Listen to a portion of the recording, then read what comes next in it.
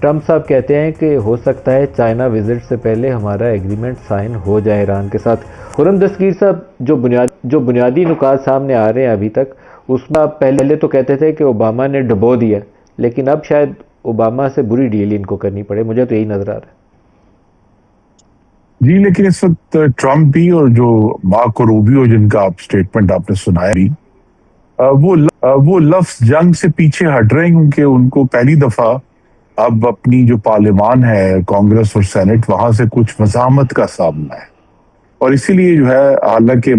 صدر ٹرمپ نے Marco Rubio کو براہ راست تردید کی ہے، وہ ابھی تک صدر ٹرمپ وار کی بات کر رہے ہیں، لیکن مارکو روبیو نے کہا جی کہ وہ تو ہم نے ختم کر دیا، وہ تو کام ہی ختم ہو گیا۔ اور جو آپ کی کا دیشہ درست ہے کہ غالباً جو 11 سال پہلے کا جو جے سی پی او اے کا ایگریمنٹ تھا، اس کی جو تفصیل تک وہ جو گیا تھا، اس تفصیل تک یہ نہیں پہنچ سکیں گے، کیونکہ انہیں اب جلدی ہے کہ وہ اگلے جو 6 مہینے سے بھی کم رہ گیا ہے ان کے بس مدتی انتخابات میں، اس سے پہلے اس جنگ کی جو ناکامیاں ہیں، اور خاص طور پہ اس کا جو معاشی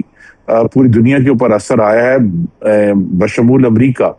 اس کو وہ زائل کرنا چاہتے ہیں، کیونکہ جہاں تک تو تعلق ہے ان کے جو معاملات کا کہ جی ہم نے یہ حاصل کر لیا اور ہم نے وہ حاصل کر لیا، اس میں تو وہ دیکھیے مکمل طور پر ناکام ہے، کیونکہ دیکھیے انہوں نے پہلے کہا کہ جی ہاں ابھی تک جو ہے وہ ایران کا کوئی نیوکلیر میٹیریل وہاں سے نہیں ہٹا سکے، ابھی تک وہ ایران کی نیوکلیر پروگرام کو کہتے تھے جی ہم ختم کر دیں گے، وہ نہیں کر سکے، ایران کے میزائل پروڈکشن کو اور میزائلوں کو وہ ختم نہیں کر سکے، ابھی بھی کہتے ہیں جی کہ 40 سے 60% ایران کے میزائل موجود ہیں۔ وہ جو ڈیمانڈ تھی اسرائیل کی طرف سے آتی تھی کہ جی ایران جو ہے وہ فنڈنگ بند کر دے، جو وہ کرتے ہیں حزب اللہ کی اور دوسروں کی، اس میں کوئی یعنی اس کی اب گفتگو بھی اب ہونا بند ہو گئی ہے۔ اور جو رجیم چینج تھا، رجیم چینج کا یہ مطلب تو نہیں کہ اگر آپ نے ایک ایرانی صدر کو شہید کر دیا تو رجیم چینج تو نہیں ہوا، رجیم تو اسی طرح موجود ہے، اور پوری دنیا میں۔ اور آپ نے ایک بہت کلیدی بات کی ندیم صاحب شروع میں، کہ آبنائے ہرمز اس جنگ کے شروع ہونے سے پہلے ایک ایشو نہیں تھا، ان جو پوری مذاکرات ہو رہے، اب وہ ایشو ہے۔ اب آبنائے ہرمز میں ایران کی جو طاقت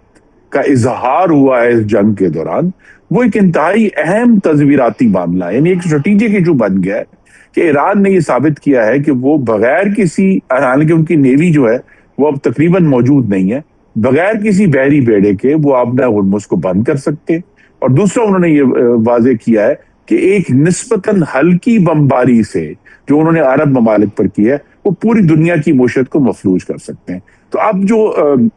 ہم کہتے ہیں عام طور پہ جنگوں میں یا نیگوسیشن میں بیلنس آف پاور ہے، اس وقت تو بیلنس آف اکنامک پین ہے، کہ جو معاشی تکلیف ہے اس کا توازن ہے، اور اس وقت وہ جو توازن ہے اس کا جو پورا پلڑا ہے وہ صدر ٹرمپ کے کندھوں پر ہے، کہ امریکہ کے اندر کی معیشت، پوری دنیا کی معیشت، ابھی وہ چائنا جا رہے ہیں، چائنا کی معیشت، ایسٹ ایشیا کی معیشت، وہ سب کی سب مفلوج ہیں اس جنگ کی وجہ سے، جس میں صدر ٹرمپ، اور جو جنگ صدر ٹرمپ نے خود ڈیلیبریٹلی شروع کی اور اپنے وہ کوئی مقاصد حاصل نہیں کر پائے، اور دنیا ان سے یہ کہہ رہی ہے کہ اب آپ اس معاملے سے پیچھے ہٹیں۔ اسی لیے جو ہیں وہ آپ دیکھیں کہ انہوں نے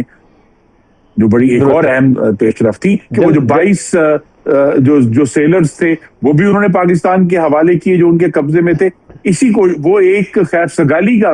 جو قدم تھا کہ امریکہ کی طرف سے خیر سگالی تھی کہ دیکھیے ہم نے پاکستان کو آپ کے 22 جو کشتی ران تھے یا ملاح تھے وہ ہم نے واپس کر دیے۔ تو اصل میں تو وہ پیچھے ہٹنا چاہ رہے ہیں، اور پاکستان کی انشاءاللہ جو اس میں کامیابی ہوگی وہ یہی ہے کہ دونوں اطراف کو فیس سیونگ کا ایک پروسیس ہے، جس میں زیادہ جو امپورٹنس ہے وہ معاشی ایشوز کی ہوگی، کہ کس طرح آپ نے ہرمز کو کھولنے کے نتیجے میں ایران جو ہے وہ اپنے اوپر سے پابندیاں ہٹوانے میں کامیاب ہوگا۔